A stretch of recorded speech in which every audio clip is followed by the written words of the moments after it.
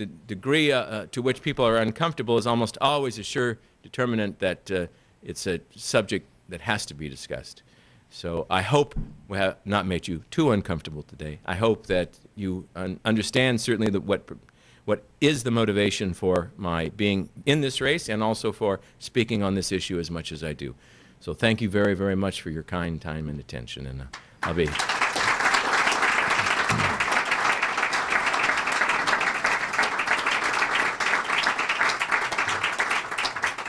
I understand that it is typical to take some questions, and I'm certainly... Hi.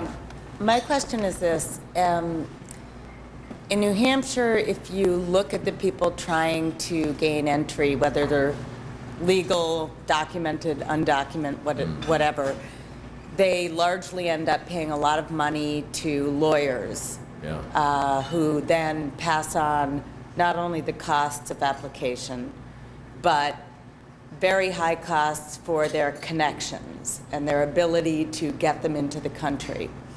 So that really, if you look at the INS reports and the books and the numbers that come out, these people are told that the wait times are maybe 3, 4, 5, 6, 7 years, when in fact, a lot of regions around the world have been capped for some time. As you know, the INS is so far behind and has been so ineffective at getting legal entry for people who actually are waiting in line, that they've created such a disincentive for people to enter legally that it's become almost impossible to gain legal entry into this country. And especially after 9/11, the doors are closed. And I believe that's why people come in illegally. So if you could address whether you think the INS is remotely effective, that would be helpful. Well, it's now ICE, Immigration Control and Enforcement.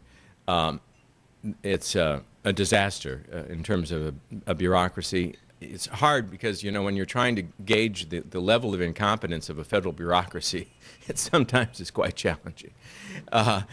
But it's right up there at the top. However, when you say it's capped, what has happened is that we rely almost entirely now on family unification as the process for getting people into this country. And so that still is, I mean, that amounts for the greatest number of people who gain entry. That's how they gain entry, it's because they have some family member here. So naturally, as one area of the world is overrepresented by the immigrants in this country, it's going to expand, the numbers will expand of those particular people because it's a family unification thing. But the fact is that we, again, take in more every year than any other country. So the door is not shut.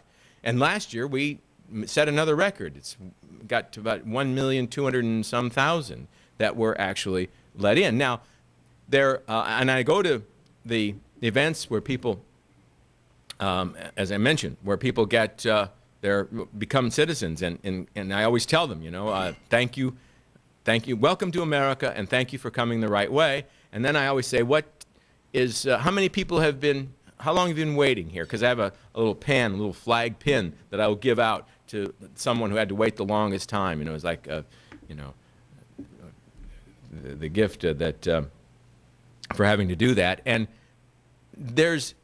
sometimes it's somebody with a couple of years, but most of the people there, most of the people that are going through the process have been waiting maybe 6 or 8 months from the time that they actually applied. Now, they may have been in here a long time, but I'm just telling you what happens in Colorado, and I don't know that it's that unique, but the fact is we do take in an awful lot of people every year, more than anybody else. But certainly a lot more applying, and certainly there are problems that we should be able to figure out. But I'll tell you, I'm concerned about this issue, even the legal part, because of the assimilation aspect. We've got to get this assimilation part down first. That to me is far more important than making sure the doors are open wider. You know, not too long ago, I got into quite a little dispute with Governor Bush, Jeb Bush, because I said I was in Florida and somebody asked me about this problem of assimilation, and I said, well, you got a good example of it 60 miles from here. I'm speaking about Miami.